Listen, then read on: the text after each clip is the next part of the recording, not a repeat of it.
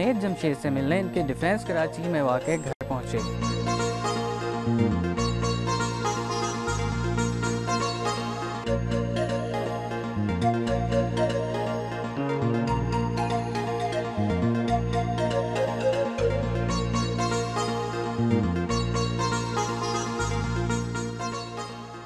कहाँ नाचने और गाने की ग्लैमर भरी दुनिया और कहाँ ऊंचा पैजामा सर पे टोपी, इतने बड़े तजाद की वजह क्या बनी? ये एक चेंज ऑफ लाइफस्टाइल है जिसमें मुझे बड़ा मज़ा आता है, बहुत सुकून है, उससे कहीं ज़्यादा सुकून इसमें है।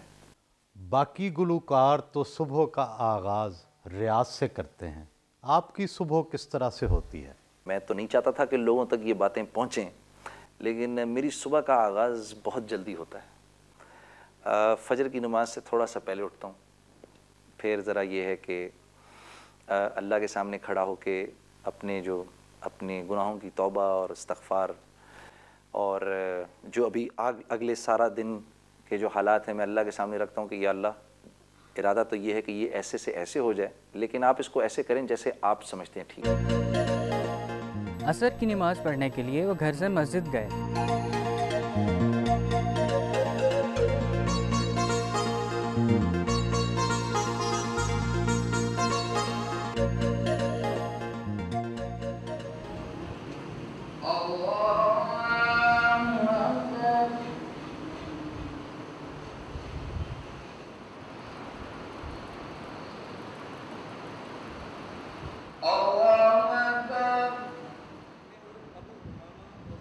नमाज के बाद उन्होंने मस्जिद में मौजूद लोगों से दीनी गुफ्तगू की।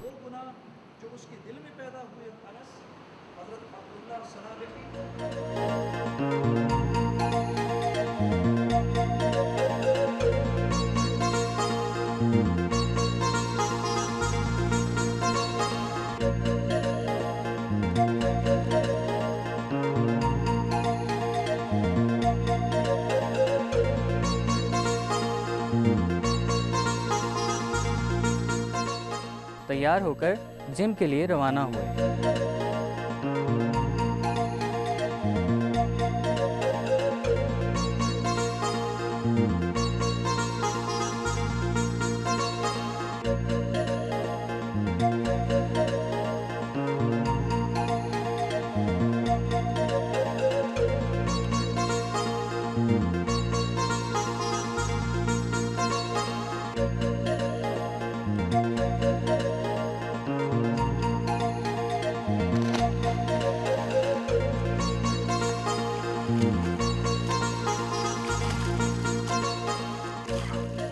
स्विमिंग से बेहतर कोई एक्सरसाइज नहीं, अगर करने का मौका मिले जरूर करो।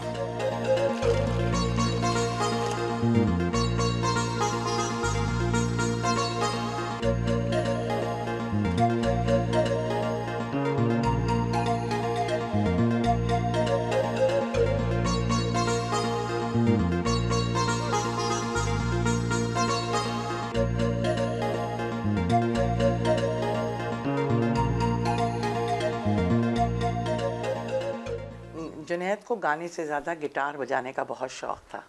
बस वो जब गिटार पे धुनें निकलती हैं तो ऑटोमेटिक आवाज़ भी साथ देती है, फिर माशाल्लाह गाना शुरू कर दिया ग्रुप।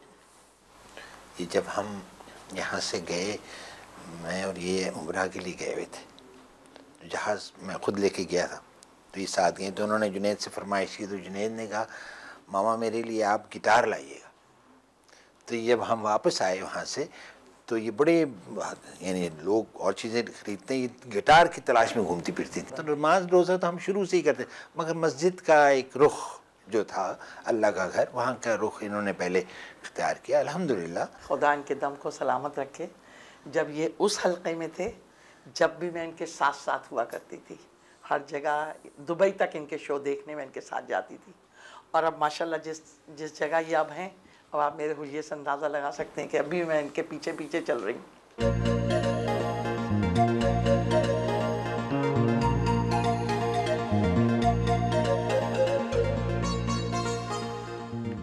सुहेल भाई, ये मेरे दोस्त हैं सारे। ये मेरे दोस्त इस तरह हैं कि मैं इनके पास जब आना चाहूँ ना, ये मुझे खुशी खुशी बुलाते हैं और मेरे आने से बहुत खुश होते हैं, और मैं इनके पास आके जो बात कहूँ, जो अपनी गम सुनाऊँ, ये सुनते हैं। आप तो साज और आवाज़ के आदमी हैं, सकूत और खामोशी की जगह कब्रिस्तान क्यों आ गए? शायद उसी साज और आवाज़ के शोर ने मुझे मजबूर कर दिया कि मैं कब्रिस्तान की खामोशी में आ जाऊं। क्या कब्रिस्तान में रूहें मौजूद होती हैं? वल्लाहु आलम, लेकिन ये ज़रूर सुना है, हदीस में भी सुना है आप सल्लल्लाहु अलैहि वसल्लम के इरशाद के मुताबिक कि जब आदमी यहाँ पर आकर ईसाले सवाब के लिए दुरूद पढ़ता है, कुछ पढ़ता है, यासीन पढ़ता है, तो मुर्दों को उसका फ़ायदा पहुँचता है। वो हमारी आपकी बात बनफ़्स नफ़ीस सुनते हैं। आपने जुनैद जमशेद से शादी तो इनकी गुलकारी और शोहरत से मुतस्सर होकर की होगी, अब ये कैसे लगते हैं? मैंने तो मुतासर होकर नहीं की थी शादी जुनैद जमशेद से, और उस वक्त भी बहुत अच्छा लगता था, लेकिन अब ज़्यादा अच्छा लगता है। जुनैद आपको बुर्का पहनने या पर्दा करने पर मजबूर तो करते होंगे? मजबूर तो नहीं करते, लेकिन कभी कभार कहते ज़रूर हैं। आपके बच्चे अंग्रेज़ी स्कूलों में पढ़ते हैं, आपके खामद इन्हें दीनी मदरसे में दाखिल करवाने पर ज़ोर तो देते होंगे? दीनी मदरसे में भी डाला था इनको, उधर भी जाते थे, शाम को इनकी क्लासेस होती हैं असर से मगरिब तक, तो उसमें कोई वो नहीं होता, और स्कूल जो है वो अलग है और दीनी तालीम जो है वो अलग है। बीवी बच्चों के साथ वक्त गुजारा।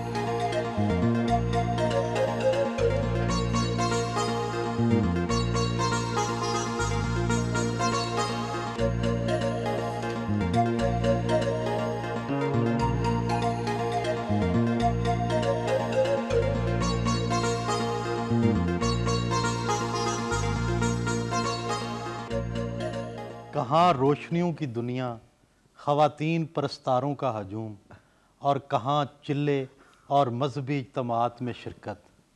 इतनी बड़ी तब्दीली तो नफ्सियाती मसाइल भी पैदा कर देती है।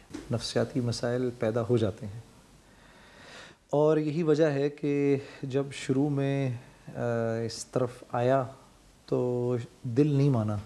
अंदर से किसी चीज़ ने कहा कि ये तुम इतने रंगो बू की महफिल और परस्तार इतने सारे, वही असल है। तो वापस चला गया मैं।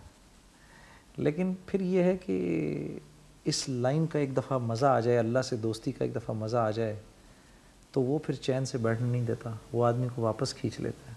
सारी उम्र तो कटी इश्क़ बुता में मोमन, आखिरी उम्र में क्या खाक मुसलमान होंगे।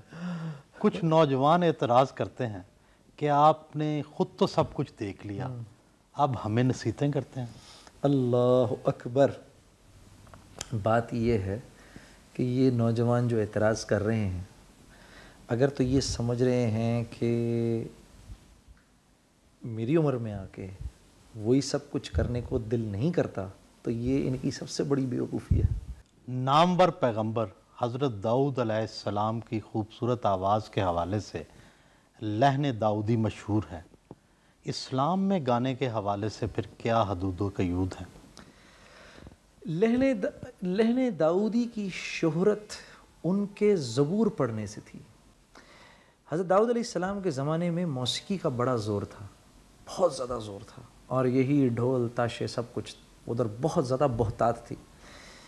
तो जिस ज़माने में जिस चीज़ का ज़ोर हो, अल्लाह जल्ल शानहू अपने पैगंबर को वही चीज़ बदरजाए अतम देकर तो भेजते। आपकी दावत तबलीग से कितने लोग मुसलमान हुए, या फिर कितने मुसलमान मज़हब की तरफ मुतवज्जह हुए? अल्लाह अकबर। गैर मुस्लिम इस्लाम की तरफ इस्लाम की दावत से नहीं आते, मुसलमानों के तौर तरीक़ों, मामलात, इखलाकियात और मुआशरत को देख कर आते हैं। मगरब में मुसलमानों के ख़िलाफ़ दहशत गर्दी के हवाले से उंगलियां उठाई जा रही हैं। आप ख़ुदकश बम धमाकों के हवाले से क्या राय रखते हैं? मैं ये बात किसी न किसी दर्जे में ज़रूर कहूँगा कि आम तौर पे मुसलमानों के जो जज्बात हैं वो मैं आम मुसलमानों से ज़्यादा बेहतर समझता हूँ। तो मुझे इस बात का बहुत सख्त अफसोस है, लेकिन बात यह है कि पहली बात तो दिल नहीं मानता कि ये मुसलमानों ने किया है, ठीक है, नंबर 1। नंबर 2, अगर मुसलमानों ने किया भी है तो ये इंतहाई अफसोस की बात है, क्योंकि जुल्म का जवाब जुल्म से नहीं दिया जा सकता, जुल्म का जवाब जुल्म से नहीं दिया जा सकता। इसलिए अगर तो ये मुसलमानों ने किया भी है तो मैं इसको कंडेम करूँगा और मुझे बड़ा अफसोस है। आपके ख़्याल में मौसीकी के कौन से आलात इस्लामी हैं और कौन से गैर इस्लामी? सुहेल भाई, आपके सवाल का जवाब अगर मैं यूँ दे दूँ, अगर आपके सवाल में से मैं ये लफ्ज़ निकाल दूँ आपके ख़्याल में, तो आप बुरा तो नहीं मानेंगे? अच्छा, तो ये लफ्ज़ निकाल दें। ऐसे करते हैं, यूँ सवाल आप कर लें, इस्लाम किन आलात की इजाज़त देता है और किन की नहीं देता, ऐसे कर लेते हैं, क्योंकि यहाँ पर मेरे ख़्यालात तो चल नहीं सकते। तो ये है कि हमारे जो हज़रात बताते हैं, और हमारे हज़रात पुराने 1400 साल के रेफरेंसेस को सामने रख के बताते हैं कि उस दफ़ की तो इजाज़त है जो कि एक तरफ से खाली हो, उस दफ़ को बजाने की इजाज़त है। कई मजहबी हलकों की तरफ से एतराज़ किया जाता है कि आपने एक फ़िल्म में काम करने की खातर अपनी दाढ़ी छोटी करवा दी, ये मुनासिब बात तो ना थी। लेकिन क्योंकि इंसान हूँ, जज्बात रखता हूँ। शुएब मंसूर मेरे बहुत बड़े मोहसिन हैं, उन्होंने कहा और कई दफ़ा कहा और बड़ी मोहब्बत से कहा, और मेरी खुशकिस्मती कि कहाँ तो सारी ज़िंदगी वो मेरे ही काम आते रहे, मेरे लिए नग़मे बनाए, गाने बनाए, कि उसने कई एल्बम्स के गाने मेरे लिए लिख डाले और 1 रुपया नहीं लिया मुझसे, और मैं ही उनसे कमाता रहा, मैं ही उनसे शोहरत लेता रहा। अब ऐसा शख्स 16 साल के बाद अगर मुझे आके कहे और मेरा हाथ पकड़ के ये कहे, जुनैद मैं चाहता हूँ ये फ़िल्म तुम मेरे लिए करो, तो मैं कोई बड़े से बड़ा मुफ्ती या आलिम बन जाऊँ, बहरहाल इंसान तो हूँ। मैंने कहा यार, इन्होंने मेरे से ज़िंदगी में पहली दफ़ा कोई मेरे से फेवर मांगा है, और ये उस पर कि मैं 16 साल शुएब साहब की मिन्नतें करता रहा कि मुझे मेरे साथ फ़िल्म कर लीजिए, फ़िल्म कर लीजिए, फ़िल्म कर लीजिए। तो ये एक बहुत बड़ा इम्तिहान था। फिर जब ये मैंने दाढ़ी ट्रिम करा ली, छोटी करा ली, लेकिन फिर मेरे से हुआ नहीं। मैंने बड़ी कोशिश की, मेरा अल्लाह शाहिद है, मैंने बहुत कोशिश की इस फिल्म के लिए काम करूं, मुझसे हो नहीं सका। अंदर कोई चीज़ ऐसी थी जो मुझसे कहती थी कि तेरे ऊपर अल्लाह और उसके रसूल का ज़्यादा हक़ है बजाय इसके कि किसी दूसरे इंसान का। और ये एक बहुत बड़ी जंग थी जिसमें बहरहाल फिर मैंने शुएब के आगे घुटने टेक के मैंने हाथ जोड़ के माफ़ी मांगी, सर मुझसे ना करें, ये मुझसे नहीं होगा। ये असल हकीकत है इसकी। तबलीगी जमात से ताल्लुक़ रखने वाले हजरात पर एतराज़ किया जाता है कि वो अखबारात नहीं पढ़ते, हत्ता कि मुसलमानों के कश्मीर, इराक़ और अफ़गानिस्तान जैसे सुलगते मसाइल पर बात नहीं करते। ऐसा क्यों? अब आप अखबार पढ़ें तो अखबार के अंदर, अखबारात में क्या है, 2 चीज़ों में से एक चीज़ ज़रूर होती है अखबार में। या तो किसी की ग़ीबत होती है, या आप किसी के पीछे उसकी बात करें तो वो ग़ीबत हो गई, या उसमें तोहमत होती है जो सच्चाई नहीं होती, या ग़ीबत है या तोहमत है।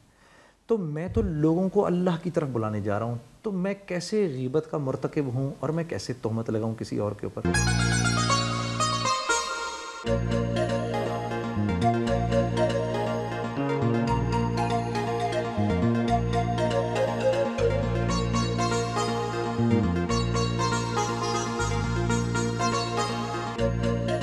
वो अपनी बुटीक गए जहां उनकी मुलाकात उनके कज़न से हुई।